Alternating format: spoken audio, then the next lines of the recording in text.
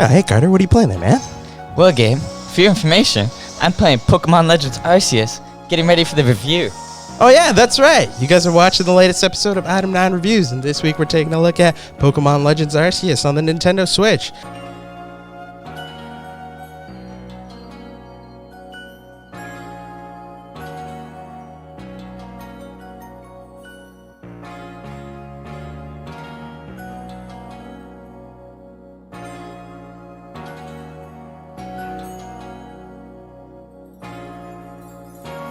That's right, the newest title from Nintendo and Game Freak has really been an enjoyable experience by stripping back some of the mechanics that the previous Pokemon RPGs have been so accustomed to.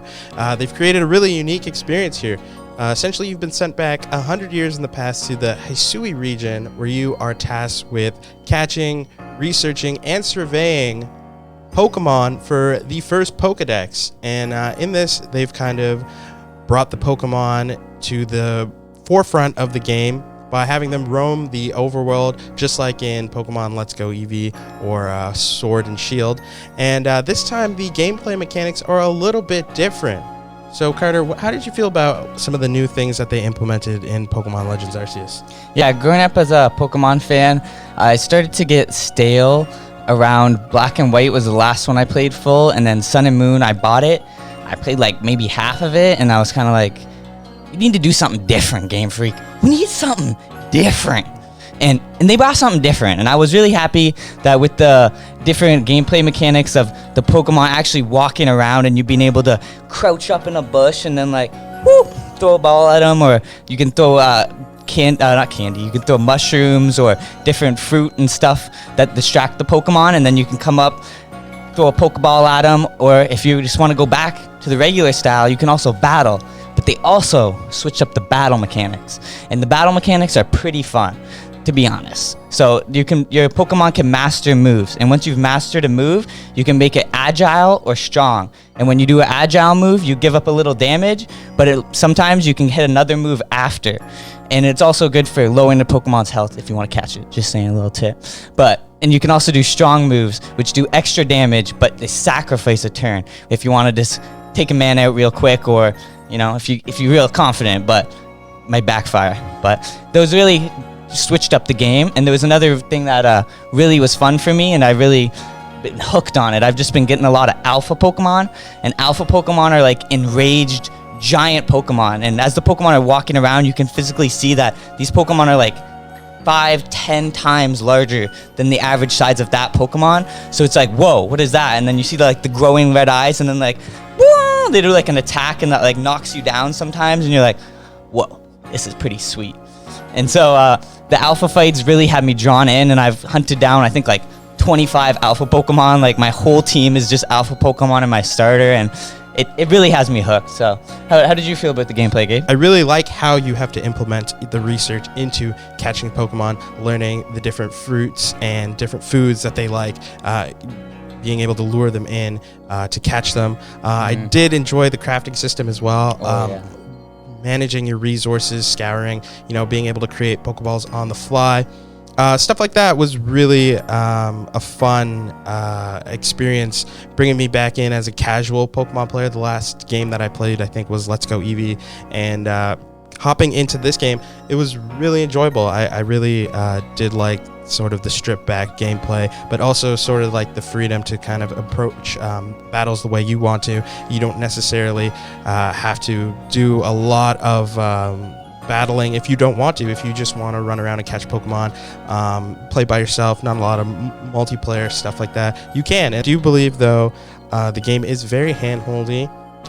Especially those like first hours. Yes. It like really feels like you're dragging on. Like, introduction usually like 10-30 minutes, and this one it like feels like it's really dragging you down. Yeah, it really takes a while for the game to really open up and give you sort of the freedom to start challenging Pokemon the way you want to. But with that being said, I really had a fun time with this game. And Carter, how did you feel about the game world and Arceus as well? How did you feel exploring the different, I believe it's like four or five different regions? Yeah, they had a little bit of difference with like the biomes, but overall I kind of felt a bit like stale after a while. Like at first it was nice. The most thing is just seeing the Pokemon, but the world, it just kind of brings that down, especially when you're flying around and you just see like nothing. And then like when you actually do see a Pokemon, it's like just like moving at like 2 frames a second. Yeah, the game sometimes halts to like about like 4 or 5 frames per second when some of the larger Pokemon are on screen too from afar. You know, if you see like a Onix walking around and it's like just chugging along, it's chonking. And even when I was playing, Gabe brought up like you could see birds in the sky. And I'm like, what birds? And I literally look up and there's a bird just like flapping at like 1 frame a second. I mean, considering some of the other previous Nintendo Switch titles that are open world and some of the game worlds that we've seen in previous titles, to me, this was really a major issue for me. I was not very impressed in some of the exploration of this game as well. I mean, there are moments when, you know, you unlock the different Pokemon that you're able to ride on. You know, you have the weird ear, the Basculeon or whatever, the fish. Sneever. Yeah, when you unlock those different Pokemon and you want to go back to different areas and explore, sometimes it's not very rewarding. I mean, I remember there's parts when I was first exploring thinking, I don't think I can get up there. And then going further through the game, you unlock the different mounts and you're like, I can go up there. And you do, and there's just a tree up there and there's nothing really special that you're going to encounter. There's different, you know, dungeons that you can explore, a few of them throughout like the story. But when you just venture off on your own and you even try and find something that's kind of interesting around the map, it's most of the times very much a letdown and not rewarding at all. It's time for Game Freak to put voice acting into their games. I think this is long overdue. I think they have really cool, interesting character models and characters that they develop for these games, but I'm not interested in just reading through text and constantly tapping A. Even if it was just a sub. It drags on quite a bit. But yeah, for me, I'm gonna give my review of Pokemon Legends Arceus. It's gonna be a solid 7 out of 10. Overall, I feel the changes really brought me in and hooked me on with the gameplay, and because of how addictive that gameplay was and how much I wanted to keep hunting the alpha Pokemon and how much I wanted to find more Pokemon, I'm gonna give it an 8. I will give it higher, but the graphics and the world just kind of dog it down. But overall, I found it a really enjoyable experience and a step up from Game Freak, but we expect a little bit more next time. Come on, Nintendo. But I think if you haven't yet, definitely check out Pokemon Legends Arceus. And thanks for watching another episode of Item 9 Reviews. Check out our previous videos.